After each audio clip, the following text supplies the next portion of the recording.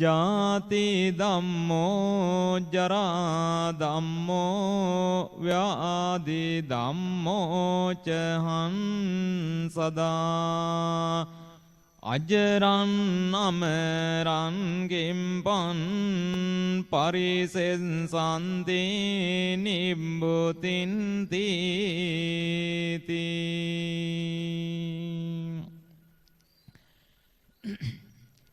විහාරස්ථානයේ ගෞරවනීය විහාරාධිපති අති ගෞරවනීය අපේ සුමේද මාහිම්පාණන් වහන්සේ ප්‍රදාන පූජ්‍යපාද මහා සංඝරත්නයන් අවසරයි.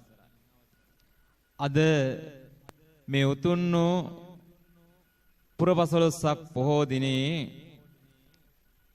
අටසිල් සමාදන් වුණු මව්පිය දුවා දරුවන් ඊටමත් වැදගත් පුන් පොහෝ දිනයක ප්‍රතිපත්ති පූජාවේ නිරත වෙන අවස්ථාවේ ශාන්තිනායක ලෞතර බුදුරජාණන් වහන්සේ විසින් ලෝක සත්වයාගේ යහපත පිණිස උන්වහන්සේ අපට පෙන්වා දුන්නු දහමෙන් බිදක් ශ්‍රවණය කරන්නටයි පින්වත් ඔබ බලාපොරොත්තු වන්නේ. අද මේ පොසොන් පුන් පොහෝ දවස පින්වත් ඔබ හැම දෙනාම පොසොන් පොහොයේ තියෙන වැදගත්කම දන්න. බුදුහාමුදුරුවෝ අවුරුදු 45ක් මුළුල්ලේ ಭಾರತೀಯ දේශයේ සිද්ධ කළ මහා සමාජ මෙහෙවර අපේ රටටත් ලබා දෙන්නට කටයුතු සිද්ධ කළේ මිහිඳු මහරහතන් වහන්සේ. තුන්වන ධර්ම සංගායනාවේ ප්‍රතිඵලයක් හැටියට තමයි මිහිඳු මහරහතන් වහන්සේ අපේ රටට වඩින්. උන්වහන්සේ ඉස්සෙල්ලාම රජතුමා හොයාගෙන ගියා. එතෙන්ට මහා වනයක් මැද රජතුමා මොනවද කළේ කියන එක කවුරුත් දන්න. ඒ තමයි අපි සමාදන් වෙන සිල් තියෙනවා. පන්සිල්, අටසිල්, ආජීව අෂ්ටමක සීලය, දස සීලය, උපසම්පදා සීලය කියලා අපි සිල් සමාදන් වෙනවා. මේ සිල් කොටස් වල හැම එකේම පළවෙනි එක මොකද්ද? පාණාතිපාතා වේරමණී සික්ඛාපදා. පරපණ නසන්න එපා.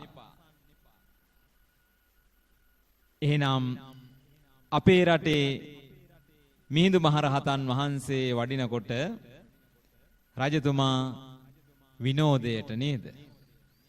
විනෝද වෙන්න සත්ව දඩයමේ ගිය.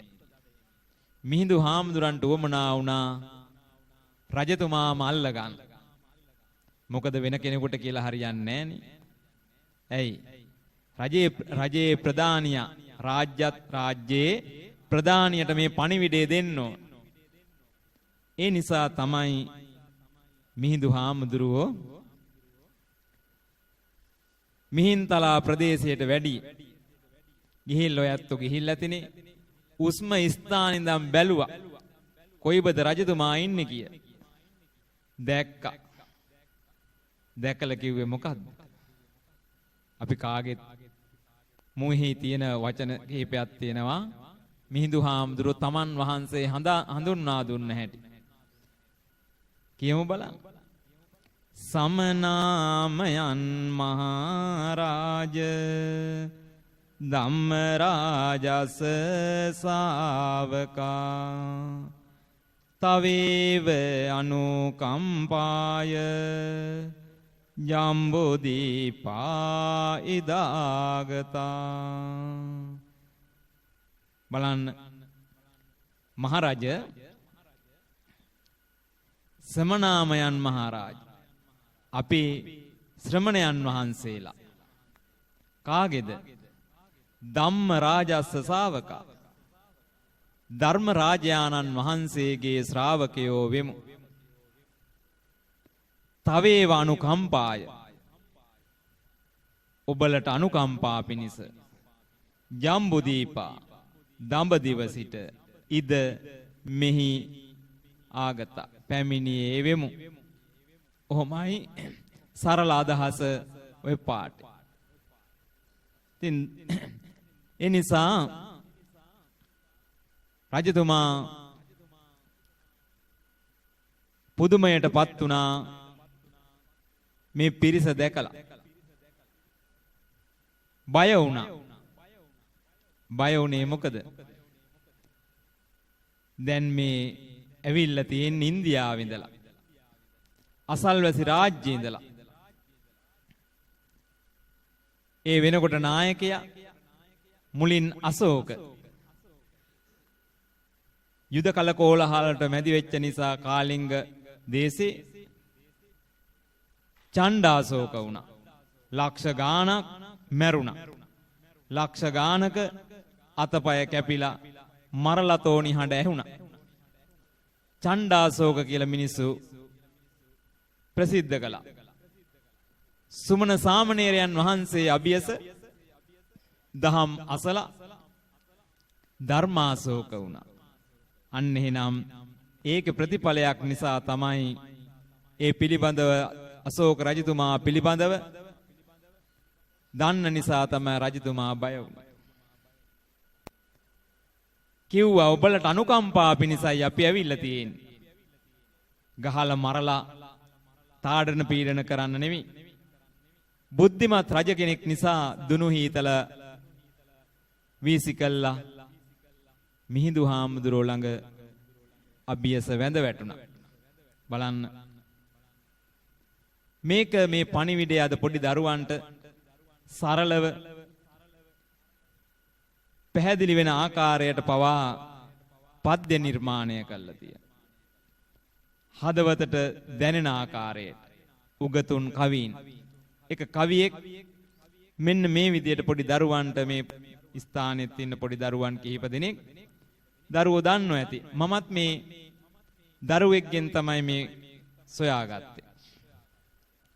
මිහිඳු සමිඳු පොසොන්දාක අපේ රටට වැඩම කළා. මිහින්තලා ගල උඩ ඉඳ තිස්ස කියා කතා කළා. තිස්ස නිරිඳු කලබල වී මිහිඳු සමිඳු දෙස බැලුවා. සතුන් මරන්නට හොඳ නෑ මිහිඳු සමිඳු බණ දෙසුවා. එහෙනම් පළවෙනි ශික්ෂාපදයේ තිබෙන වටිනාකමයි අපට කියා දුන්නේ. රජතුමාගේ බුද්ධිභා පින්වත් මේ මව්පියන් දන්නවා මිහිඳු හාමුදුරුවෝ සොයාගත්තු හැටි. බලන්න ඇහුවා ළඟ තිබුණු ගහ පෙන්නල මොකද්ද මේ ගහ කියලා. ඒ ගහේ නම දන්නවා රජතුමා කිව්වා අඹ ගහ කියලා. ඊට පස්සේ බලන්න මේ බුද්ධි කලම්බණය. ඊට පස්සේ තවත් අඹ ගස් තියද කියලා ඇහුවා.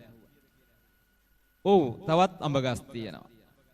අඹ නොවන ගසුත් තියෙනවද? ඕන තරම් අඹ නොවන ගස් තියෙනවා. ඊට පස්සේ අහනවා රජතුමනි ඒ අඹ ගසුත් ඒ නොඅඹ ගසුත් හැර තවත් අඹ ගස් තියද? නැත්නම් ගස් තියද කියලා ඇහුවා. ඊට පස්සේ පෙන්නවා මුලින්ම පෙන්නපු ගහ. ඇයි ස්වාමීනි මේ අඹ ගහ. බලන්න නැවත ඒ අඹ ගහම පෙන්නන தത്വයට ප්‍රශ්න මිහිඳු හාමුදුරුවෝ විමසුවා. නෑයෝ ගැනත් එහෙමනේ නේ. දන්නෝනේ. නෑයෝ ඉන්නවද? ඉන්නවා. නොනෑයොත් ඉන්නවද? ඉන්නවා. ඒ නෑයොත් නොනෑයොත් හැර තවත් අය ඉන්නවද? ඇයි ස්වාමීනි මම බලන්න කොච්චර බුද්ධිය මට්ටමක් රජතුමා සතුව පැවතුණා. නිවැරදි උත්තරය දෙන්න. එහෙනම් හරි ලේසි බුද්ධිමත් අයට කරුණු පැහැදිලි කරලා දෙන්න. දැන් මෙතෙන්ටත් මේ මව්පියවරුන් දුවා දරුවන් පින්වත් ඔබ මේ දිහා බලනකොට මට පේන දෙයක් තමයි හරි උවමනාවෙන් ඔයත්ෝ මේ ආගමික කටයුතු වල නිරත වෙන්නේ. ඒ බව පේනවා. එතකොට Taman දන්නවා අපේ ජීවිතයේ ස්වභාවය. එහෙනම් ඒක දැනගත්තු පින්වත් ඔබයි මේ පුදබිමට ඒක රාසී වෙලා උදෑසන ඉඳලා අද දවස පුරාවට මේ ප්‍රතිපත්ති පූජාවේ හා ආමිස පූජාවේ නිරත වෙන්න. එහෙනම් බුදුහාමුදුරෝ දේශනා කරපු මේ දහම් පණිවිඩය මිහිඳු හාමුදුරුව අපේ රටට ගෙනල්ලා අද දක්වාම මේ ගමක් ගානේ මේ ශාඛාවන් පූජනීය ස්ථාන ගොඩනගන්නට සංවිධානාත්මක ආගමක් බවට පත් කළේ මිහිඳු මහරහතන් වහන්සේ. භාෂාව කලාවෙන් අපි පෝෂණය වුණා නම්, සාහිත්‍යයෙන් පෝෂණය වුණා නම් ඒ මිහිඳු හාමුදුරන් වහන්සේගේ මහා කැපකිරීමේ ප්‍රතිඵලයක්. එහෙනම් මේ මොහොතේදී මම කෙටි වෙලාවක් මේ සූත්‍ර දේශනානුසාරයෙන් කරුණු කිහිපයක් පැහැදිලි කරන්නයි බලාපොරොත්තු. මං කලින් ගාථාවක් පැහැදිලි කරා. ජාති ධම්මෝ ජරා ධම්මෝ ව්‍යාධි ධම්මෝ චහන් සදා අජරන්නම රන් කේපන් පරිසෙස්සන්ති නිබ්බුති. බලන්න පින්වත්නි, බුදුහාමුදුරෝ දේශනා කරනවා ජාති ධම්මෝ, සත්වයා ලෝකේ උපදිනවා. මේ උපදින සත්වයා ඊළඟටපත් වෙන්නේ මොකද?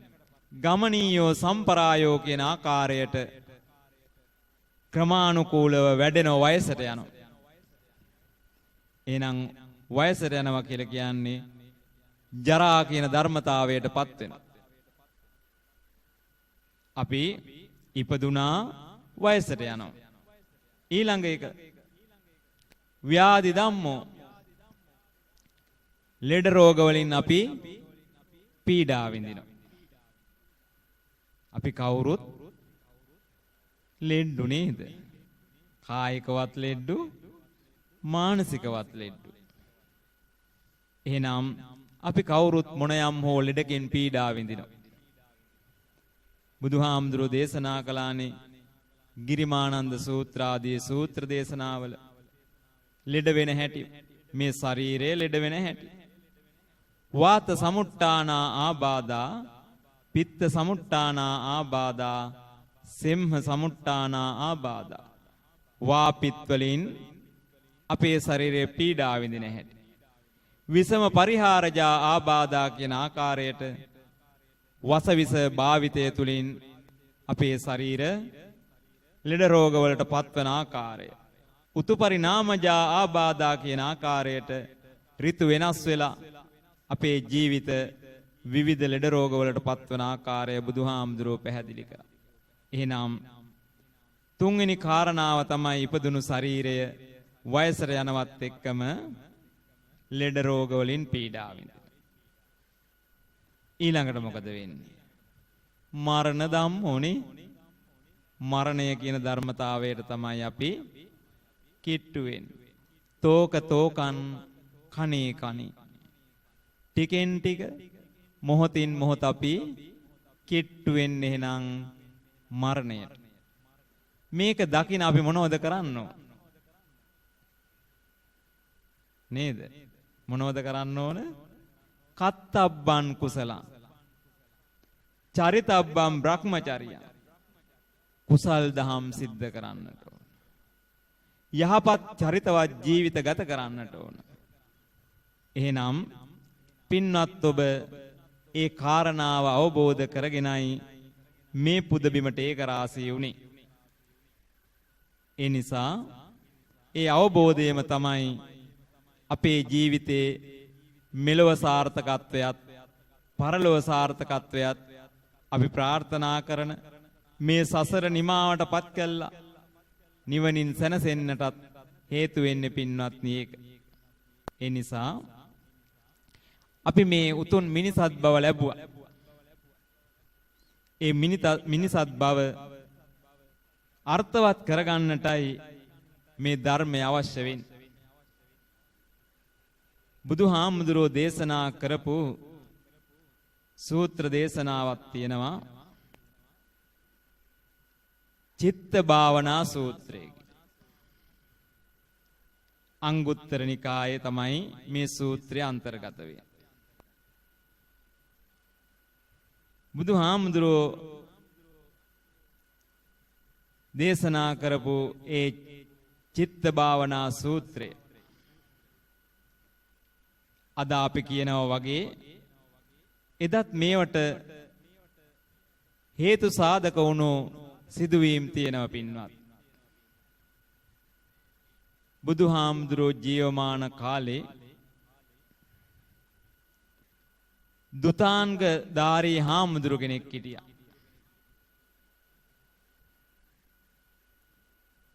ඒ දුතාංග ධාරී හාමුදුරුවෝ සුමන කියන නාමයෙන් හඳුන්වනවා. මේ හාමුදුරු දුතාංග කියලා කියන්නේ ඒකත් පොඩ්ඩක් පැහැදිලි කරනවා නම් යම් කිසි දෙයක් අරමුණු කරගෙන ඒ අරමුණ මත ජීවත් වීම. දැන් මහා කාශ්‍යප මහරහතන් වහන්සේ දුතාංග ධාර අතරින් අග්‍රස්ථානයේ උන්වහන්සේ තීරණය කළා මම සිවුරු හැටියට පෙරවන්නේ පාන්සුකුල චීවරයෙන් සකස් කරගන්නා වූ චීවරය විතරයි. වෙනත් කොතෙකුත් සිවුරු පූජා කළත් ඒව පරිහරණය කරන්නේ නැහැ කියලා. එහෙනම් පාන්සුකුලට ලැබෙන ඒ රෙද්දෙන් තමයි චීවරය සකස් කරගෙන මුළු ජීවිත කාලයම මහා කාශ්‍යප මහරහතන් වහන්සේ ගත කළේ. දැන් මම මේ කියන හාමුදුරුවෝ තීරණය කළා මම පිණ්ඩපාතෙන් විතරයි යැපෙන්නේ. දායක ඇත්තෝ ගෙනත් දෙන දේවල් ළඟට ගෙනත් දෙන දේවල් වළඳන්නේ නැහැ. ඒව අනුග්‍රහය හැටියට පිළිගන්නවා. නමුත් මම පිණ්ඩපාතේ හැමදාම වැඩලා එයින් ලැබෙන දෙයකින් තමයි මගේ ජීවිත පැවැත්ම ගෙනියන්නේ කියලා මේ සුමන කියන හාමුදුරුවෝ තීරණය කරනවා පිළිගන්නවා. උන්වහන්සේ හැමදාම උදෑසන ආරාමයෙන් පිටත් වෙලා පිණ්ඩපාතේ වඩින. මෙහෙම වඩිනකොට එක දවසක්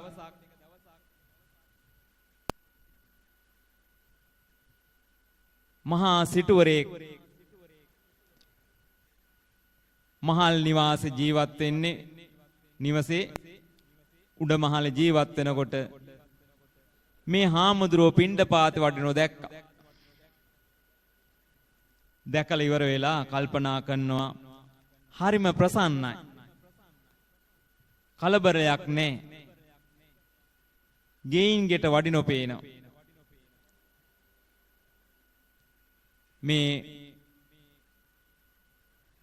හාමුදුරුවෝයි කියලා දන්නේ නැහැ. මේ කෙනත් එක්ක මං කතා කරන්න ඕන කියලා පහලට ඇවිල්ලා අර ගයක් ගානේ පිණ්ඩපාතේ අරගෙන එනකොට Tamanගේ නිවස ඉදිරි පිට ගිහිල්ලා මේ හාමුදුරුවෝ හමු වෙනවා. හමු වෙලා කියනවා ස්වාමීනි ඔබ වහන්සේ හරි ප්‍රසන්නයි. ගමන බිමන විලාසය හරි සිත් ඇද ගන්නා සුළුයි. ඒ නිසා මටත් කියන්න බලන්න මගේ හිත සැනසෙන්න යමක්. මෙහෙම කිව්වා. කිව්වයින් පස්සේ දැන් පිණ්ඩපාත ටිකත් අරගෙන එන වෙලාව. දැන් මෙයා ගෙදර සකස් කළා දෙනවා පිණ්ඩපාතේ වළඳාන.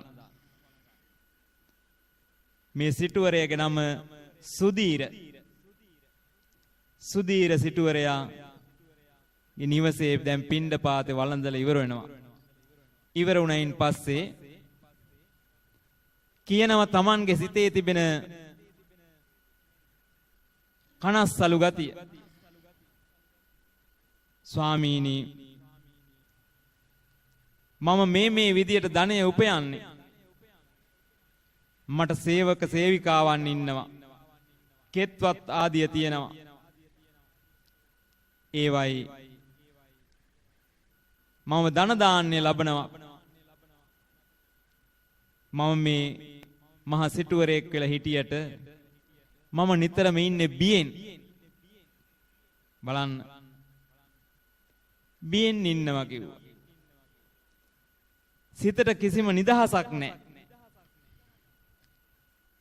ඔබ වහන්සේගේ සැනසීම මටත් ලබා දෙන්න කිව්වා. එහෙම කිව්වයින් පස්සේ දන් වළඳලා ඉවර වෙලා ඔක්කොම කල් ඉවරුනාම කියනවා මේ සුමන කියන හාමුදුරුවෝ ඔබතුමාට පුළුවන්ද සතුන්ට කන්න දෙන්න? කියනවා පුළුවන් ස්වාමීනි. එහෙනම් මේ පරිසරයේ ඉන්න සතුන්ට කන්න බොන්න මොනවා හරි දෙන්න. දැන් අපේ මේ මව්පියවරුත් ගෙවල් වල සතුන්ට කෑම දෙන තැන් සකස් කරලා තියෙනවා. බොහෝ තැන්වල අපි දකිනවා. ඉතුරු වෙන ආහාර ටික සතුන්ට දෙනවා. දැන් මෙයා සිටුවරයටත් කිව්වා ඔබට පුළුවන් නම් කෑම ටිකක් සතුන්ට දෙන්න. හොඳයි ස්වාමීනි මම ඒක කරන්න. එච්චරයි කිව්වේ පින්වත්නි. ඒක ක්‍රියාත්මක කරන්න කිව්වා. දැන් මෙයා හැමදාම සතුන්ට කන්න දෙනවා. දැන් පිණ්ඩපාතේ වඩිනකොට සමහර දවස්වලට සතියකට දෙකකට වරයක් තමයි එක පැත්තකට එන්නේ. විවිධ ප්‍රදේශවලට වඩින නිසා දැන් මේ සිටුතුමා සතුන්ට කන්න දීලා පින්වත්නි ඒ දිහා බලාගෙන ඉඳලා සතුටටපත් වෙනවා. දැන් ඔහොම ටික දවසක් ගියන් පස්සේ තමයි ආපහු හමු වෙන්නේ. උන් ආපහු ඒ ප්‍රදේශයේ පිණ්ඩපාතේ වඩිනකොට අර විදියටම බලන් ඉඳලා මුණ ගැහිලා කතා කරනවා. අර විදියටම නිවස විවෘත කරනවා. හාමුදුරන් වහන්සේට පිණ්ඩපාතේ ලබාගෙන ඇවිල්ලා දන් වළඳා. එදත් දන් වළඳලා ඉවරුණයින් පස්සේ අහනවා කොහොමද සිටුතුමනි ඔබතුමා සතුන්ට කන්න දෙනවද? ඔව් ස්වාමීනි මං ඒ දිහා බලාගෙන ඉඳලා හරි සතුටටපත් වෙනවා. එහෙනම් ඊළඟට ඔබතුමා කරන්න දුගී මගී යාචකාදීන්ට මේ ප්‍රදේශයේ ඉන්නවා පුළුවන් නම් කන්න බොන්න ටිකක් දෙන්න. ඒක කරන්න පුළුවන්. පුළුවන් ස්වාමීනි. දැන් මේ සුදීර සිටුතුමා සතුන්ට කන්න බොන්න දෙනවා. දුගී මගී යාචකාදීන්ට දෙනවා. දැන් ඔන්න ටික ටික පින්වත්නි ධනට යොමු කරනවා. දැන් ඒකත් ටික කලක් කළා. තුන්වෙනි වාර හමු වෙන දවස උදා වෙනවා මේ හාමුදුරුවෝ ප්‍රදේශයට පිණ්ඩපාත එන දවසේ. එදත් අර විදියටම මේ හාමුදුරුවෝ වඩම්වාගෙන ඇවිදින් දන් වළඳන්න සලස්වනවා. එදා කියනවා ස්වාමීනි මම දැන් සතුන්ට කන්න දීලා සතුට විඳිනවා වගේම දුගී මගේ යාචකාදීන්ටත් දෙනවා. හරිම සතුටුයි මට. ඊට පස්සේ කියනවා දැන් දානය දීම පුරුදු කළා. ටික ටික. දුගී මගේ ශ්‍රමණ බ්‍රාහ්මණ ආදී ඇත්තන්ට දන් දෙන්න. ඊළඟට කියනවා ඔබතුමාට පුළුවන්ද තෙරුවන් සරණ යන්න? බලන්න පින්වත්නි. බුදුන් දහම් සංගුණ. දැන් ඔය ඇත්තෝ අපි කවුරු සමාදන් වෙනෝනේ. බුද්ධං සරණං ගච්ඡාමි ධම්මං සරණං ගච්ඡාමි සංඝං සරණං ගච්ඡාමි. බුදුන් සරණ යනවා, දහම් සරණ යනවා, සංඝ සරණ යනවා කියලා. දැන් මේක කියා දුන්නා. මේක මෙනෙහි කරන්න. තෙරුවන් මෙනෙහි කරලා කටයුතු කරන්න කියලා. දැන් තුන්වෙනි අවස්ථාව යොමු කළා. තෙරුවන්ගේ ගුණ මෙනෙහි කරන්න. බලන්න පිළිවෙලින් පිළිවෙලට ලස්සනට මේ චරිතයක් නිවැරදි කරන යහපත් කරන ධර්මානුකූලව හැඩගස්වනවා. ඊළඟට තුන්වෙනි අවස්ථාව පිළිගත්තා තෙරුවන් සරණ යන්න. දැන් හැම මොහොතේම තෙරුවන් සරණ යනවා. හැමදාම බුදුහාමුදුරුව ගැන සිහිපත් කරනවා. උන්වහන්සේගේ ධර්මය ගැන සිහිපත් කරනවා. උන්වහන්සේගේ ශ්‍රාවකයන් ගැන මෙනෙහි කරනවා. මෙහෙම ටික දවසක් ගත වුණා. ආපහු ඒ ප්‍රදේශෙට එන දවසේ වාරයේ බලාගෙන ඉඳලා එදත් ඊළඟ දවසෙත් ධර්ම කරනවා. ඊට පස්සේ මොකද කරන්නේ? දැන් මේ අවස්ථා තුනම ගැන සන්තෝෂ වෙලා සිටුතුමා හාමුදුරන්ට අගය කරනවා. ඊට පස්සේ තුන්වෙනි වාරේ හතරවෙනි වාරේ කියනවා සිටුතුමනි ඔබතුමාට පුළුවන්ද පන්සිල් සමාදන් වෙන්න? දන්නේ නැහනේ සිල් කියන්නේ මොකද්ද කියලා. දැන් මේ මව්පියවරු සිල් සමාදන් වෙලා ඉන්නේ. හාමුදුරුවෝ හැටියට අපිත් එහෙම. මොනවද මේ සිල් කියන්නේ? කියන්න බලන්න. දැන් සමාදන් වෙලානේ ඉන්නේ.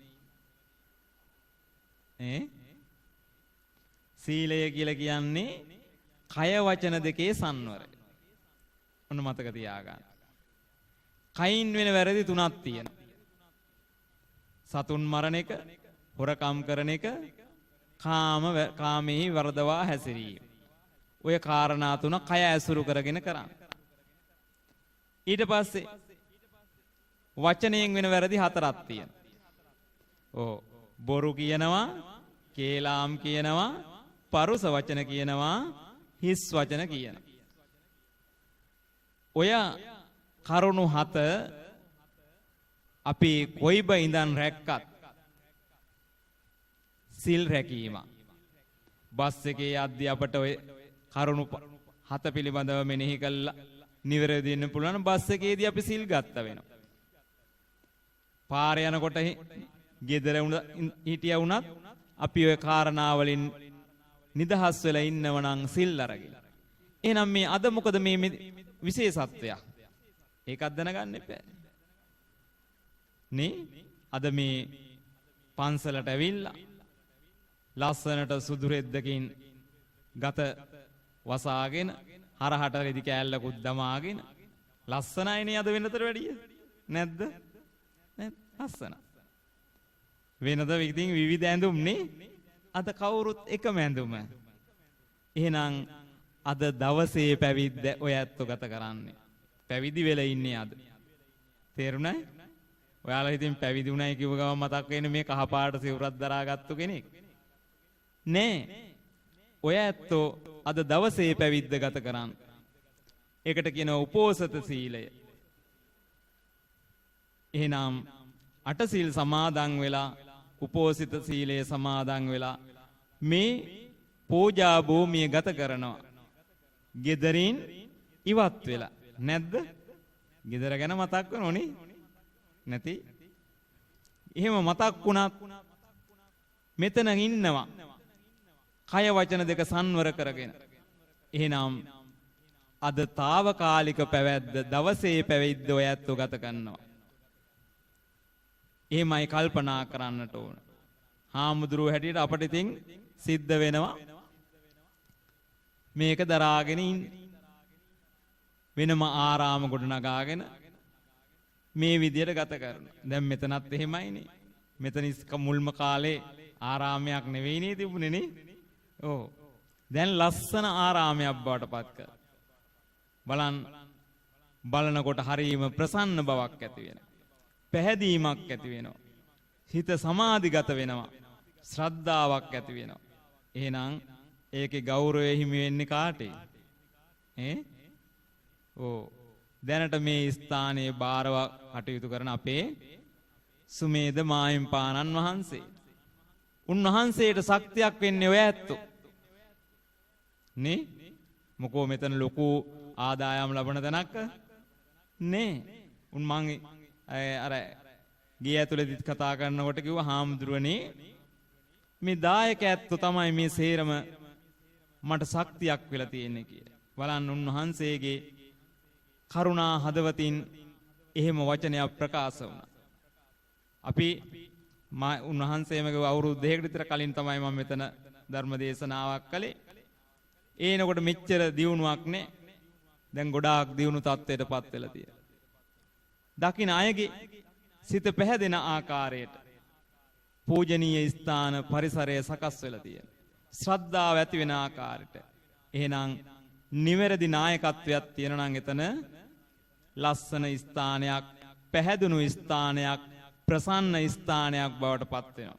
එහෙනම් දායක පින්නතුන් හැටියට ඔය ඇත්තොත් ඒ මහා පුණ්‍ය කර්මයේ කොටස්කරුවන් බවට පත් වෙලා තියෙනවා. එහෙනම් බලන්න මම මේ කියන කතාවෙත් එහෙමයි. දැන් කියනවා සීලය කියන්නේ මොකක්ද කියලා පැහැදිලි කරලා දුන්නා සුදීර සිටුතුමාට. කය වචන දෙකේ සංවර කරගන්න. මෙන්න පන්සිල් කියලා කියා දුන්නා. පාණාතිපාතා අදින්නා දානා කාමේසු මිච්ඡාචාරා මුසාවාදා සුරාමේර. මෙන්න මේ වයින් ගැන මේ ශික්ෂාපද ගැන කල්පනා කරලා කටයුතු කරා. පිළිගත්තා. පිළි අරගෙන ඉවර වෙලා මේ දැන් හැමදාම අර සතුන්ට කන්න දෙනවා. ශ්‍රමණ බ්‍රාහ්මණ ආදී දුගී මගේ යාචකාදීන්ට දෙනවා. තෙරුවන් සරණ යනවා. පන්සිල් සමාදන් වෙනවා. දැන් ඔහොම ටික දවසක් යනකොට ආපහු අර විදියටම සුමන හාමුදුරුව මුණ ගැහෙනවා. දැන් අර ගොඩාක් දේවල් කෙත්වත් පරිහරණය කරන ඒවා ඒ සේවක සේවිකාවන්ටම දුන්න ලබා දුන්නා. ගෙදර දොරේ තමන් අල්ලගෙන හිටපු සීලම දේවල් ටික ටික මුදා හරින්න පටන් ගත්තා. බිරිඳට අවශ්‍ය කොටස් පැවරුවා. දුවා දරුවන්ට දෙන්න ඕන කටයුතු පැවරුවා. සේවක සේවිකාවන්ට නිදහසේ සේවය කරන්න අවස්ථාව සලසලා දුන්නා. අර දැන් සේවක සේවිකාවොත් ගෙදර තමන්ගේ බිරිඳ ඇතුළු දුවා දරුවනොත් එකතු කරගන්නවා අර හාමුදුරුවෝ එනකොට ධර්ම සාකච්ඡාවට එකතු කරගෙන ඉන්න. දැන් මෙන්න 5 වෙනි දවස උදා වෙනවා. අර විදියටම හාමුදුරුවෝ අර ගෙදරින් දන් වළඳන්නේ. දන්නෝනේ හේතුව මම පින්ඩ පාතයෙන් විතරක්ම වළඳනවා කියලා තීරණය කරපු නිසා ගෙදර අයටත් චුට්ටක් බෙදන්න අවස්ථාව ලැබෙනවා. නමුත් සම්පූර්ණ දාණය වළඳන්නේ අර විදියට. දන් වළඳලා ඉරුණෙන් පස්සේ ටික වෙලාවක් ගන්නවා. දහම් කරුණු සාකච්ඡා කරන්න. සිටුතුමා කියනවා ස්වාමීන් දැන් මං හරි නිදහස්. මම මෙච්චර කාලයක් මහා පීඩාවකින් හිටි. මේ සේරම මං අල්ලගෙන මගේ ගේ දොර මගේ ව්‍යාපාර, මගේ දූ දරුවෝ, ඒ වගේම මේ සේවකයින් මේ විදිහට කටයුතු කරන්නට ඕන කියලා දැඩි පීඩනයක් මගේ හිතට තිබුණා. දැන් සේවක සේවිකාවන්ටත් හරි සතුටුයි. නිදහසේ සේවය කරන්න පුළුවන්. අවංකව සේවය කරනවා. වැඩි පීඩනයක් නැහැ. දැන් සන්තෝෂයටපත් වෙලා තියෙනවා. දැන් කියනවා මේ සුදීර සිටුතුමා එදා කියනවා මේ ස්වාමීන් වහන්සේ මීට වැඩිය දෙයක් නැද්ද අපිට තවත් කරන්න තියෙනවා. ඒ මොකද්ද? ඔය ඇත්තෝ අද සමාදන් වෙච්ච සීලය කියා දෙනවා. බලන්න. අද ඔය ඇත්තෝ 8 සිල්නේ සමාදන් උනේ නේ. උපෝසත සීලය. මේව ගැන කියා දුන්නා. දැන් පංච සීලය ගැන දන්නවා. දැන් තව කාරණා 3ක් තියෙනවා.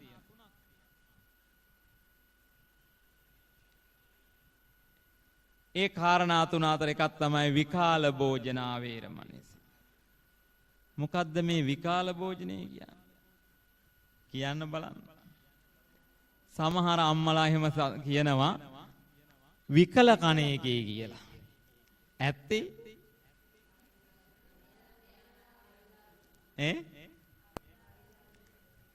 හරි. අවේලාවේ කෑම. වේලාවක් නැතුව කණ එක නෙනේ. ගොඩක් අය සමහර අය ඉන්නවා දැන් උදේ 7ට කෑවනම් ටික වෙලාවක ගිහලා ආපහු ටිකක් කටේ දා ගන්න. 7:00ට 8ට විතර ආපහු ඩිංගක් කනවා. ඔන්න ඕක වළක්වන්නයි බුදුහාමුදුරන්ට වමනා වුනේ. මොකද නිතර හපහප ඉන්නකොට ඒක කැතයි. එක පැත්තකින්. අනිත් පැත්තෙන් අපේ මේ ගමනට බාධාවක් නැද්ද? දැන් මං මේ බණ කියන පැයෙත් ඔය ඇත්ත මොනවා හරි කඩල ටිකක් අර එහෙම විකනවන අවධානය නැහෙනි. අන්න අපිට වෙලාවක් තියාගන්නට ඕන. අපි උදේ 7:00ට 8ට විතර දන් වළඳනවා. ආපහු වළඳන්නේ ඒ අතරතුර ඕනනම් ගිලන්පස එකක් වළඳනවා. ඊට වැඩිය යමක් නැහැ.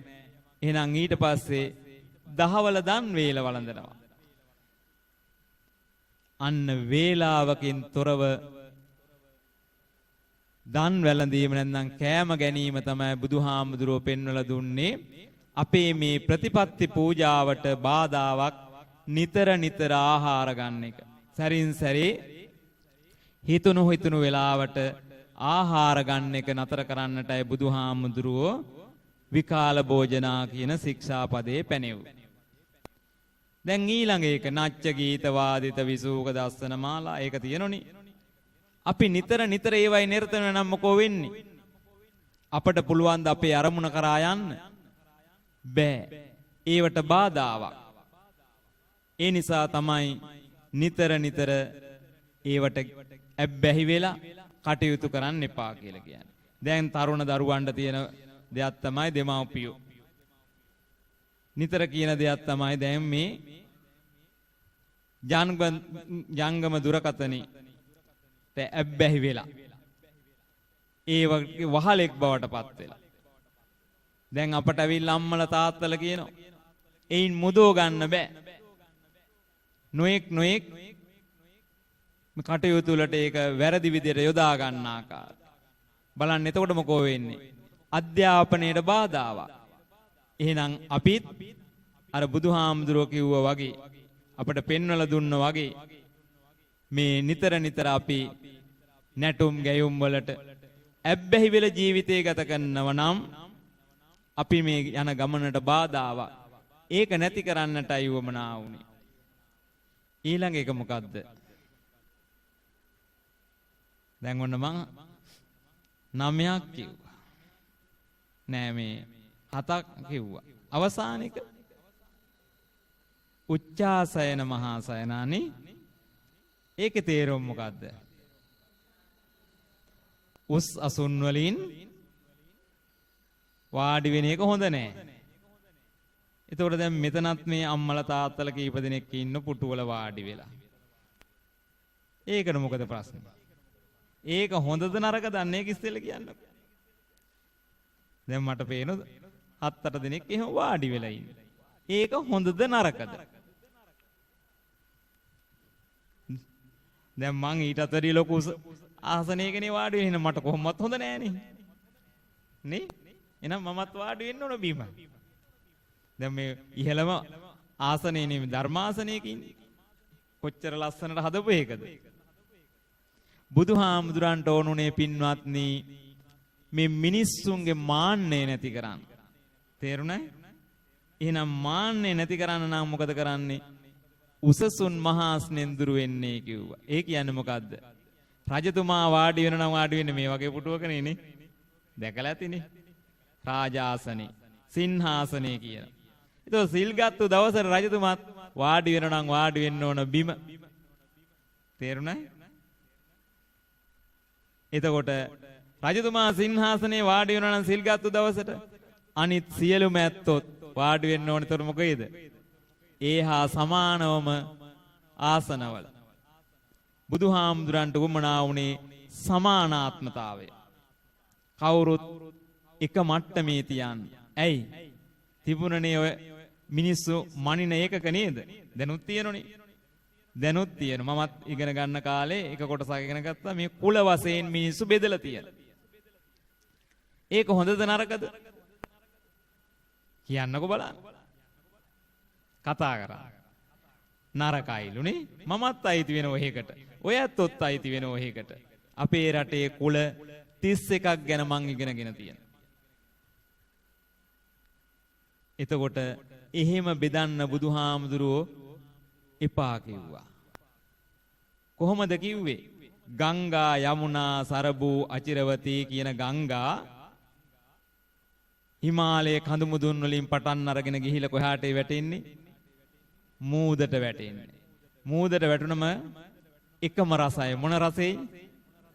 ලුණු රහයි. ඒකට කියන ලෝණ රස කියලා. බුදුහාමුදුරුවෝ කියනවා අපට ඉගැන්නුවා මේ ගංගා මුහුදට වැටුණයින් පස්සේ හොයන්න පුළුවන්ද මේ ගංගා නම් ගඟේ මේ සරබෝ ගඟේ මේ අචිරවතී ගඟේ කියලා වතුර? බෑ. එහෙම බෑ බෙදන්න. සොයන්න බෑ. බුදුහාමුදුරන්ගේ කාලේ තිබුණා ප්‍රධාන කුල 4ක්. බ්‍රාහ්මණ, ශාස්ත්‍රීය, වෛශ්‍ය, ශූද්‍ර කියලා. පංචම කුලයක් තිබුණා තව 5ක් එකතු කළා. වේන, නේසාද, රසකාර, චණ්ඩාල, පුක්කුස කියලා. ඉතින් මේව කුල හැටියට බෙදාගෙන මිනිස්සු හිතින් විඳවනවා. අපි ශ්‍රේෂ්ඨයි, අපි මේ අඩුයි කියලා. දවසක් වාසෙට්ට කියලා බමුණෙක් ඇවිල්ලා බුදුහාමුදුරලන් කියනවා බුදුහාමුදුරනේ අපි ශ්‍රේෂ්ඨයි. බුදුහාමුදුරහන කොහොමද ඔබ ශ්‍රේෂ්ඨ වෙන්නේ? මම ඉපදුනේ මහා බ්‍රහ්මයාගේ මුවෙන්නේ කටින්. බුදුහාමුදුරහන එහෙමත් උපදින්න පුළුවන්. බුදුහාමුදුරෝ අන්න ඒ වාසෙට්ට බමුණට කියනවා එහෙම වෙන්නේ නැහැ. මේව ජීව විද්‍යාත්මක සාධක. කෙනෙක් මව් කුසක් තුල පිළිසිඳ ගන්න හැටි කිව්වා. විඥාන ශක්තියක් මව් කුස තුල හට ගන්න හැටි බුදුහාමුදුරෝ විස්තර කළා ජීව විද්‍යාත්මකව. සූත්‍රයේ අවසානයේදී වාසෙට්ට බමුණට සිද්ධ වෙනවා පිළිගන්න. එහෙනම් වාසෙට්ට එහෙම මිනිස්සු මනින්න අයිතියක් නැහැ උස් පහත් හැටියට. මගේ ළඟත් කුල 4ක් තියෙනවා. මගේ ළඟත් කුල 4ක් තියෙනවා. ඒ තමයි භික්ෂු භික්ෂුණී, උපාසක උපාසික. බලන්න බුදුහාමුදුරුවෝ ලස්සනට මේ සමාජය සමානාත්මතාවයට ගේන්නට කටයුතු කළා. එහෙනම් ඒකේ ප්‍රතිඵලයක් තමයි මේ උසසුන් මහාස්නෙන් දුර වෙනවා කියලා කියන්නේ. තේරුණා? මම උසස් කුලේ නිසා මං උසස් පුටුවක ඉන්න ඕන. එහෙම නැහැ. දැන් මේ මව්පියවරු කීප දෙනා වාඩි වෙලා ඉන්නේ මොකෝ? ඒ අර උසස් කියන මට්ටමේ හිතාගෙන. එහෙමනම් තියෙනව මාන්නය. නමුත් අපට පේනවාද අපේ පන්සලෙත් එහෙම. අපේ පන්සලේ 100ක් විතර සිල් සමාදන් වෙලා ඉන්නෝ. 15ක් 20ක් විතර ගෙදරින් පොඩි පොටු අරගෙන එනවා පන්සලේ තියෙනවා නම් ඉල්ල ගන්නවා. මොකද මේ වයසට ගියාම ඉන්න බෑ. ඇයි? අතපය රිදෙනවා. එක ඉරියව්වක වාඩි වෙලා ඉන්න අමාරු. බිම වාඩි වෙලා ඉන්න අමාරු. ඒ නිසා මොනවා හරි ආධාරයක මත ජීවත් වෙන්න ඕන, පවත්වගෙන යන්න ඕන. ඒ නිසා ඒක වරදක් නැහැ. මම දන්න මගේ ගොඩාක් මමත් දහම් කරුණු මටත් කියා දෙන, මගෙනුත් අහගන්න මහා උගත් මේ ගුරුවරයෙක්. එතුමා මේ ඉන්නේ කොළඹ. අපේ ප්‍රදේශ ඉඳලා දුව කොළඹ පදිංචි නිසා එතෙන්ට ගියා. දවසක් කියනවා හාමුදුරුවනේ පන්සලේ යාම වගේ නෙවෙයි, මේ මටත් දැන් අමාරු එක විදියක ඉන්න. මම ගියා ඒ දුවගේ ප්‍රදේශයේ පන්සලට. එතන ගොඩක් අය එක එක පුටු එහෙම ගෙනත් තියාගෙන වාඩි වෙලා හිටියා. මට ඉතින් ඉන්න බැරි නිසා මං එකම දවසයි සිල් ගන්න ගියේ. මං මොකෝ සර් එහෙම වුනේ. නෑ මට හිතෙන්නේ නෑ අර පුටුවක වාඩි වෙන්න. මං ඇයි? බුදුහාමුදුරුවෝ කියලා තියෙනුනේ උසසුන් මහාස්නෙන්දුරු වීම. මං ඊට පස්සේ පැහැදිලි කරලා දුන්නා. මං කිව්වා සර් ඒ උසසුන් මහාස්නෙන්දුරු වීම බුදුහාමුදුරුවෝ ගෙනා මෙන්න මේ සම අයිතිය සමානාත්මතාවය තහවුරු කරා. එහෙම නැතුව කොච්චර උස ආසනයක ඉඳගෙන ප්‍රතිපත්ති පූජාවේ නිරත වෙනවා නම් ඒකේ බාධාවක් නැහැ කියලා මම තවත් කරුණු කියලා කියා දුන්නා. අන්න එතකොට ඒ ගුරුතුමා පිළිගත්ත. ඇත්තනේ හාමුදුරනේ මමත් මෙච්චර කල් හිතන් හිටියේ උස පුටුවක වාඩි වෙන්න හොඳ නැtei කියලා. එහෙනම් අපි මේ බුද්ධියට ආමන්ත්‍රණය කරන දර්ශනයක්. ඒ නිසා අපහසුතාවයන් මත කොහොම හිටියත් කමක් නැහැ. පැහැදිලිද මං කියන එක? ඔව්. දැන් සමහර අම්මලා තාත්තලා හේතු වෙලනෝ බිත්තියට නේ. ඇයි මේ ශරීරය දැන් පවත්වගෙන යන්න අමාරු. විවිධ ආබාධ වලින් අපි පීඩා විඳිනවා. ඒ නිසා පහසු ඉරියව්වක හිටියයි කියලා මේ ප්‍රතිපත්ති පූජාවට බාධාවක් නෙවෙයි. මට ඕනුනේ අන්න ඒක පැහැදිලි කරන්න. ඒ නිසා මේ කොහොම හරි සිල් සමාදන් වෙන්නනේ ඕන. මාන්නය නැති කරගන්නයි ඕන. මාන්නය කියන්නේ අපි මනිනව එක එක කොටස් වලට. ධනෙන් මනිනව, බලයෙන් මනිනව, කුලයෙන් මනිනව, මේ වර්ණ ભેදය අනුව මනිනව ලෝකේ. අන්න ඒක නැති කළා අපි නිහතමානී ගුණය ඇති කර ගැනීමටයි අවශ්‍ය වෙන්නේ. එහෙනම් බුදුහාමුදුරන්ට අවශ්‍ය වුණා මේ මානව සමාජයේ කවුරුත් එක හා සමානයි. එක හා සමාන මට්ටමේ ඉන්න අය. ඒ නිසා උස් පහත් හැටියට විවිධ බෙදීම් වලට ලක් කරන්න එපා. ජාතිවාදී ආගම්වාදීන් හැටියට. ඒ නිසානේ අපිට මෙහෙම වෙලා තියෙන්නේ නේද? අපි බුදුහාමුදුරෝ ජාතිවාදීය ප්‍රතික්ෂේප කළා. කුලවාදය ප්‍රතික්ෂේප කළා. ආගම්වාදය ප්‍රතික්ෂේප කළා. එක බමුණෙක් හිටියා ජානුස්සෝනි කියලා. එයා වෙන දහමක් අදහන්නේ. නමුත් බුදුහාමුදුරුවෝ ළඟට ගිහිල්ලා ධර්මය සාකච්ඡා කළා එනවා. කතා බහ කළා බුදුහාමුදුරුවොත් එක්ක. බුදුහාමුදුරුවෝ කියන්නේ මගේ ධර්මයේ ශ්‍රේෂ්ඨයක පිළිගන්නේ කියලා. එයා බුදුහාමුදුරුවෝ සාකච්ඡා කරපු ධර්මය අගය කරනවා. පස්සේ කාලෙ තින් බෞද්ධයෙක් බවට පත් වෙන ඔක්කොම තේරුම් ගත්තයින් පස්සේ බලන්න ආගම් අතර ભેද තියෙන්න හොඳ නැහැ. ජාතීන් අතර ભેද තියෙන්නට හොඳ නැහැ. ඒ වගේම කුල මල වශයෙන් මිනිස්සු බෙදන්නට හොඳ නැහැ. වත් පොහසත්කමින් මිනිස්සු බෙදන්නට හොඳ නැහැ කියන එක බුදුහාමුදුරුවෝ වාසෙට්ට සූත්‍රයේදී වාසෙට්ට බමුණට කියා දුන්නා. එතුමා පස්සේ බුදුහාමුදුරුවෝ ළඟ පැවිදි බව ලැබුවා. දැන් මම මේ කියන්න යන්නේ මේ සුදීර කියන සිටුතුමා දැන් පියවරෙන් පියවර ඉදිරියට යනවා. දැන් ඔන්න අටසිල් ගැන දැනුමක් ඇති කරගත්තා. අටසිල් සමාදන් වෙන්න පුළුවන්ද කිව්වා. පුළුවන් කිව්වා.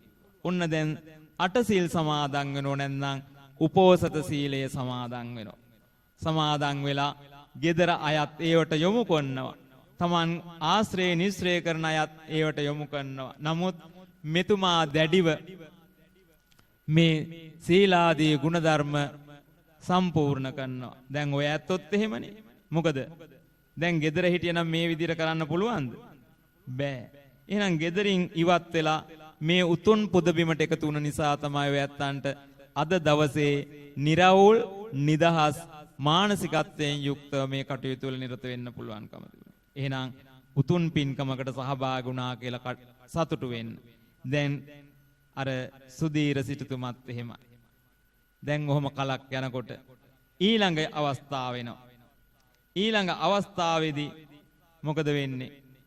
ඊළඟ අවස්ථාවේදී කියනවා හරීම සැහැල්ලුවෙන් ස්වාමීනි මං ජීවිතේ ගත කරන්නේ දැන්. ඔබ වහන්සේ කියා දුන්නු නිසා දැන් මං ධනට හුරු වුණා. දැන් සීලයට හුරු වෙලා. ඊළඟ මොකද්ද ඕන? ඊළඟට මොනවද අපට ඕන? සිත තැන්පත් කරගන්න භාවනාව. දාන සීල භාවනා. උන්න කියා දුන්නා. භාවනා කරන හැටි. භාවනා කොටස් කීයද? දෙකයි. සමත විදර්ශනා. ඒවත් කියා දෙනවා ඊළඟ දවසේ. මෙන්න සමත භාවනාවෙන් කරන්නේ විසුරුණු සිත තැන්පත් කරගන්නවා. අපේ හිත දැන් මෙතන ගත තිබුණට හිත කොහේද? එක එක දේවල් වල අරමුණු කරා යනවා. එහෙනම් සිත තැන්පත් කරගන්නේ භාවනාවේ. සීලය කියලා කියන්නේ කය වචන දෙකේ සංවරය. සමාධියෙන් කරන්නේ නැත්නම් සිත තැන්පත් කර ගැනීම. භාවේති කුසල ධම්මේ ආසේවති වඩ්ඩේති ඒතායාති භාවනා. ඔන්නෝම කියනවා. බලන්න කුසල් දහම් වල සිත යොමු කිරීම භාවනාව. දැන් භාවනාව සමත භාවනා කියන විසුරුණු සිත එක්තැන්පත් කරගන්න. ඊළඟ එක සමතෙන් කරන්නේ මොකද්ද? සමත භාවනාවේ කියලා කියන්නේ අපේ ජීවිතය අනිත්‍යයි, දුකයි, අනාත්මයි. අන්න එහෙම කල්පනා කරන. දැන් කියා දුන්න මේවා. නිට්ටයද අපේ ජීවිතේ? නෑ. දැන් වෙනස් වෙලා උදේ ආපු කෙනා නෙවෙයි දැන් ඉන්නේ. දැන් ටිකක් වෙනස් වෙලා.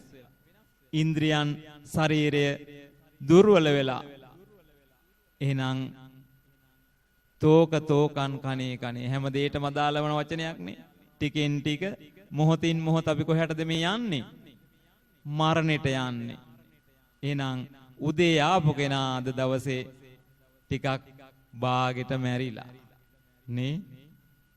අපි එහෙමයි ධර්මානුකූලව කල්පනා කරන්න ඕන. අන්න අනිත්‍යයි. නිට්ටය නෑ. නිට්ටය නැති වෙනකොට මොකෝ වෙන්නේ? දුකයි නේ. දැන් කන් ඇහෙන්නේ නැති වෙනකොට දුකයි. ඇස් පේන්නේ නැති වෙනකොට දුකයි. එතකොට ශරීරය දුර්වල වෙනකොට දුකයි. කෙස් ඉදෙනකොට දුකයි. හැම රැලි වෙනකොට දුකයි. දත් හැලෙනකොට දුකයි. එහෙනම් ඒවට తాවකාලික පිළියම් තියෙනවා. සදාකාලික පිළිමක් තියෙනවද? නෑ. කෙස් ඉදෙනකොට ඒව ටිකක් පාට කරගන්නේ නැහැ. දත් හැලෙනකොට දාගන්නේ නැහැ.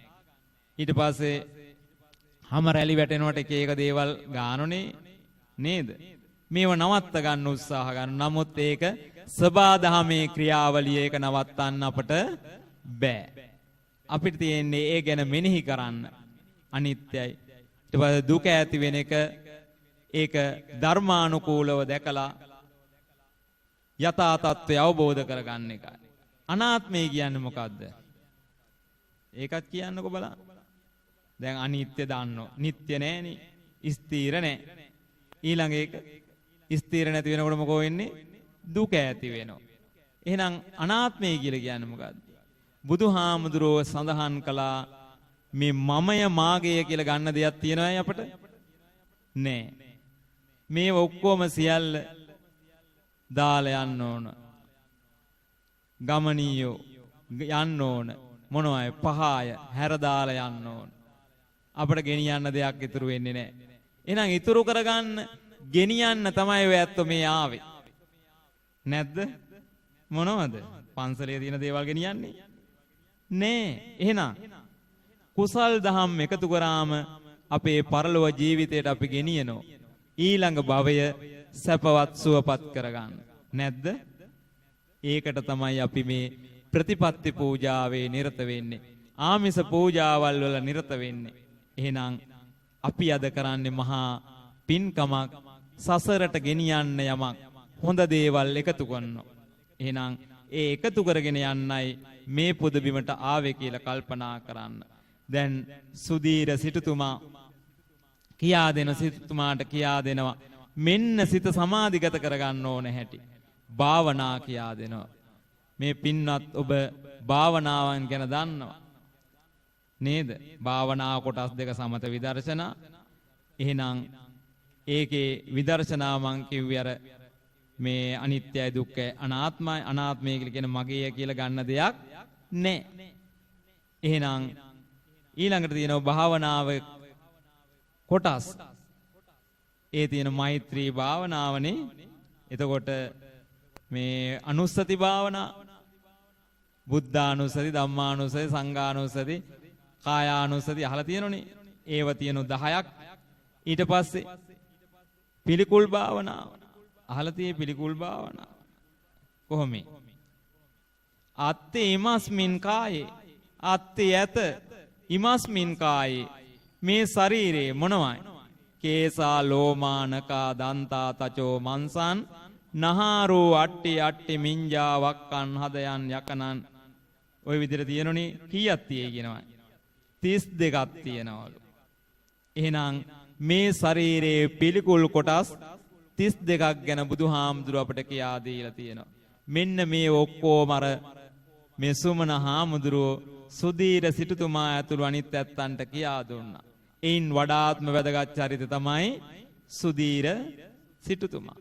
දැන් මේ ඔක්කොම අහලා දැන් සිත තැන්පත් කරගත්තා. දැන් ඊට පස්සේ මොකද කියන්නේ? දැන් කියනවා ආපහු දවසක් හමු වෙනකොට අර හාමුදුරුවෝ කියනවා ස්වාමීනි දුගී මගේ යාචකාදීන්ට සතා සිව්පාට දන් දෙනවා. ඒ තෙරුවන් සරණ යනවා පන්සිල් අටසිල් සමාදන් වෙනවා. දැන් සිත සමාධිගත කරන්නට මේ භාවනා ක්‍රම අනුගමනය කරනවා ස්වාමීනි. මීටත් වැඩිය හොඳ දෙයක් නැද්ද කියලා. ඔන්න දැන් ඊළඟ කරුණට යනවා. ඊළඟ කරුණ මොකද්ද? පැවිදි වෙන්න. ඔන්න බලන්න පියවරෙන් පියවර මේ චරිත සංවර්ධනය ඇති කරපු යට. දැන් මොකද කරේ? පැවිදි වෙන්නේ කිව්වා. හා කැමතියි කිව්වා. මොකද කළේ ඊට පස්සේ? අර ඔක්කොම වස්තු ආදිය සියල්ලම පැවරුවා පවරන්න ඕන අයට. සේවක සේවිකාවා ආදීන්ට දුන්නා. දීලා ඉවර වෙලා දැන් බුදුහාමුදුරෝ දෙව්රම් වෙහෙර වැඩ ඉන්නවා. උන්වහන්සේ සමීපයට එක් කරන් යනවා. සරියුත් මේ බුදුහාමුදුරෝ සරියුත් හාමුදුරන්ට පවරනවා සුදීර සිටුතුමා පැවිදි බවට ලබා දෙන්න. පැවිදි බව ලබලා ඉන්නේ ටිකක් කල් යනකොට කනස්සලු ගතියකින්. ඔන්න මොකද මේ? ලේසි වැඩක්ද? දවසක් සරියුත් හාමුදුරන්ගෙන් බුදුහාමුදුරෝ අහනවා සාරිපුත්ත මේ ලෝකේ අමාරු දෙයක් තියෙනවද? ප්‍රඥාවන්තයින් අතරින් අග්‍රස්ථානය නිසා සරියුත් හාමුදුරෝ කල්පනා කරලා උත්තර දෙනවා භාග්‍යවතුන් වහන්සේ අමාරු දෙයක් තියෙනවා. අමාරු දේවල් අතරින් එකක් තියෙනවා. ඒ මොකක්ද? පැවිදි වෙන එක. ඔන්න බලන්න. ඊට පස්සේ බුදුහාමුදුරෝ විමසනවා සාරිපුත්ත ඊටත් වැඩි අමාරු දෙයක් නැද්ද? තියෙනවා බුදුහාමුදුරෝනි. ඒ මොකක්ද? පැවිදි බව රැකගෙන ඉන්න එක. තේරුණායි? දැන් ඔය ඇත්තෝ ඊයේ පෙරීදි ඉඳලානේ සූදානම් වෙන්නේ. පෝය මතක් වෙනකොට ලං වෙනකොට එක එක දේවල් එකතු කරනුනේ නේද? රෙදි පෙරීදි තියෙන නම් හොදාන්න මදලා ඒ කටයුතු සිද්ධ කරගෙන ලස්සනට පිරිසිදුව පේ වෙනවා. ඔන්න අද උදෑසන ඉතින් ලස්සනට ඇඳගෙන සුදු වතින් සැරසිලා බොහොම පිරිසිදුව පුදබිමට එකතු වෙලා අටසිල් සමාදන් වුණා. මෙච්චර වේලා හිටියේ ලේසියෙන්ද? ලේසි නෑ. තව ටිකක් කාලේ ගත කරන්න තිද්ද වෙනවා. තවත් අමාරු. එහෙනම් මේ ප්‍රතිපත්ති පූජාවේ නිරත වෙන එක ලේසි නෑ. තේරුණායි? අපි උනත් එහෙමයි. අපි කීයකින් මේ ආරක්ෂා වෙලා ඉන්නවද?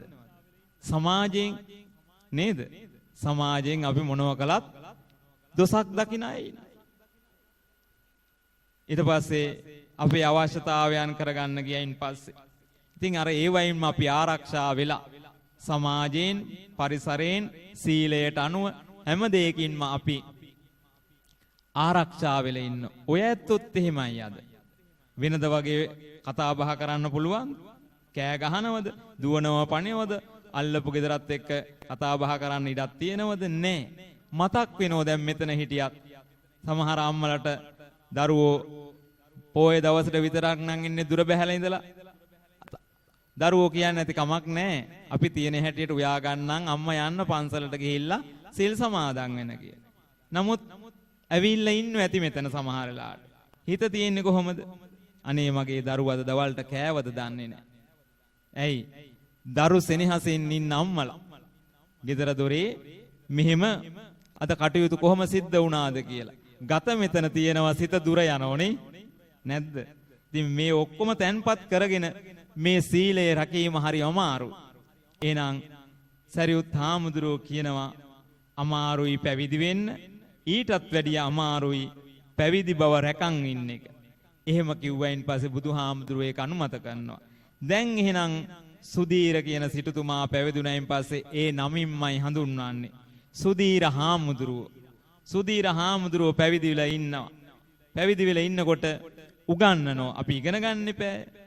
මේ දහම අපි ඉගෙනගෙන ඕන කියන්න. ඉගෙනගෙන කියන්න ඉගෙන ගන්න නැත්නම් කියන්න ක්‍රමයක් නැහැ අපට. දන්නේ නැහැ. දැන් මමත් මේ පොතපත කියෝලා ත්‍රිපිටකය කියෝලා තමයි මේ බණ ටිකක් කියන්නේ ඔය ඇත්තන්ට. ඒව කියන්න බැරි නම් ඒව සොයා ගන්න බැරි නම් මෙතන ඇවිල්ලා මට කතා කරන්න බෑ. දැන් මේ සුදීර හාමුදුරන්ට චතුරාර්ය සත්‍ය උගන්වනවා.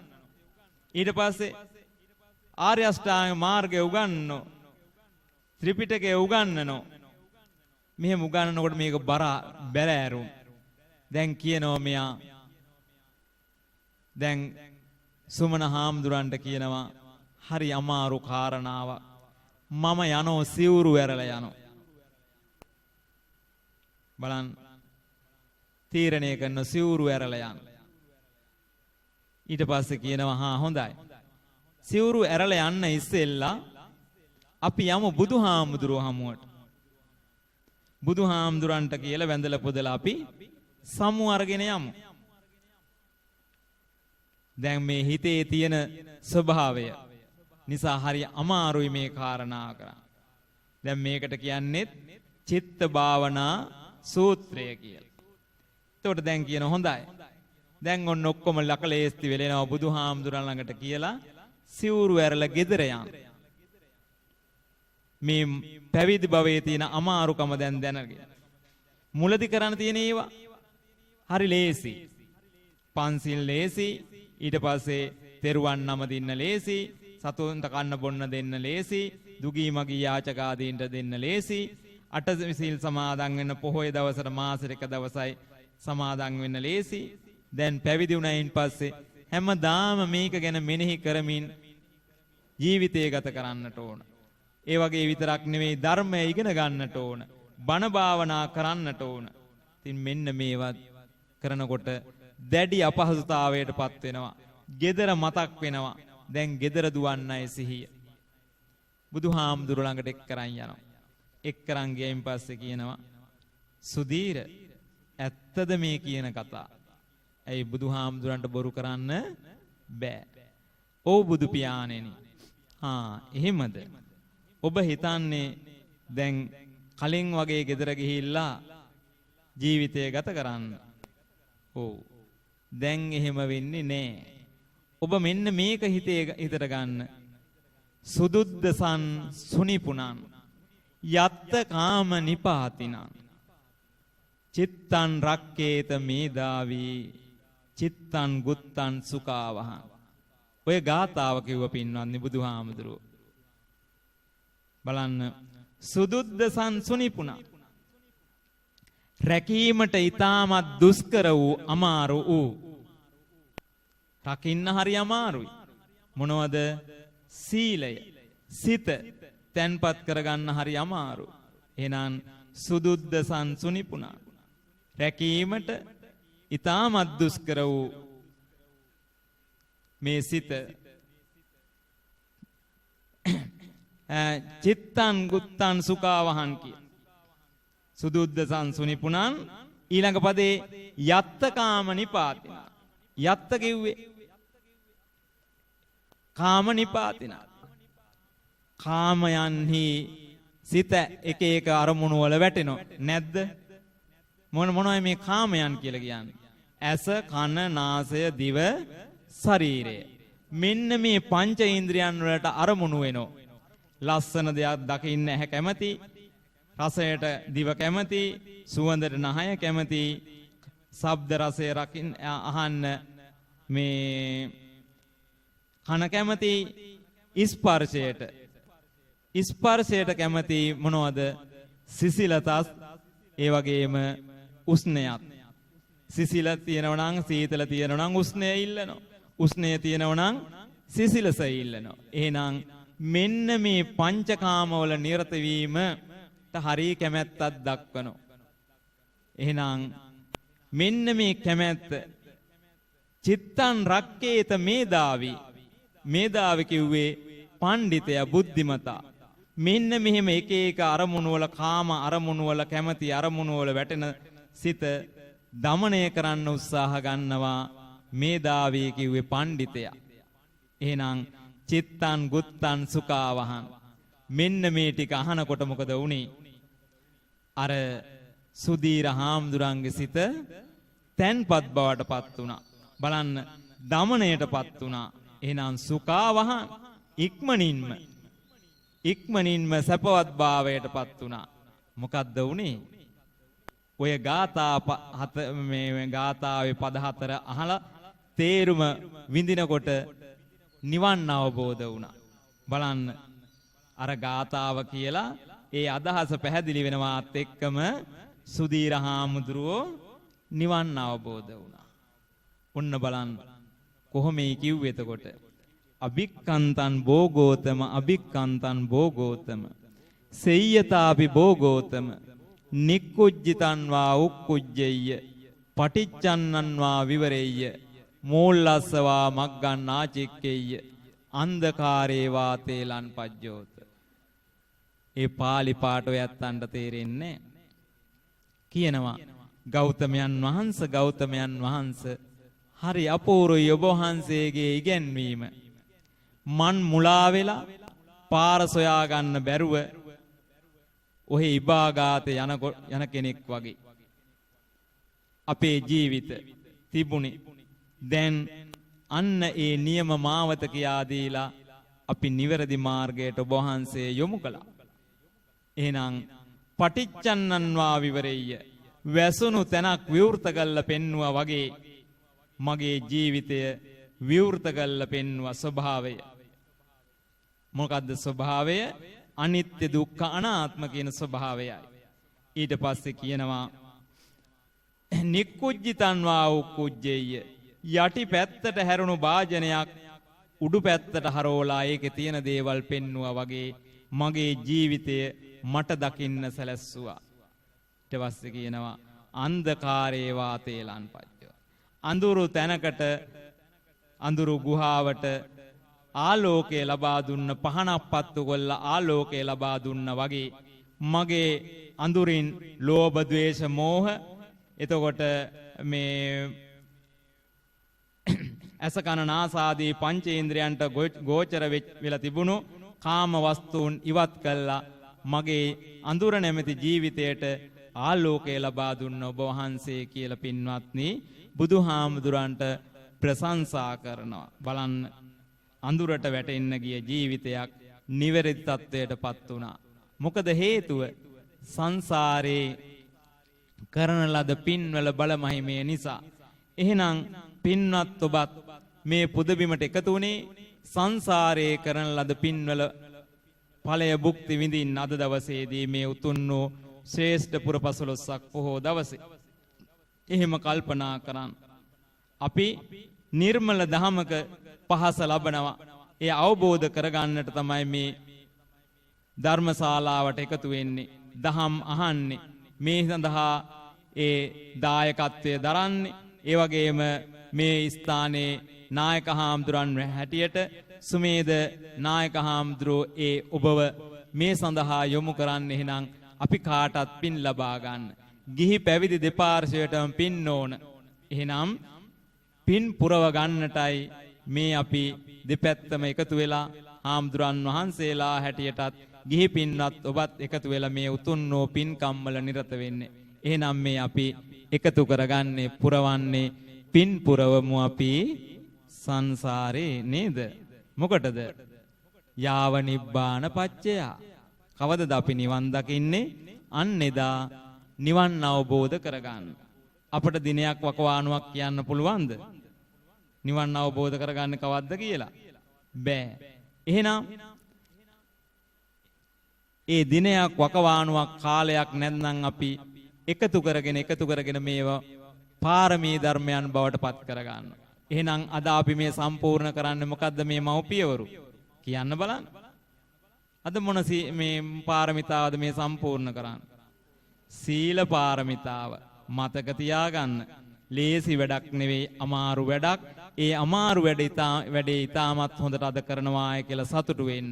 හදයන් පුනාතීති පුඤ්ඤං චිත්තං පුනාතීති පුඤ්ඤං. හදවතේ සිතේ සතුටක් තියෙනවා නම් ඒක තමයි පින බවට පත් වෙන්නේ.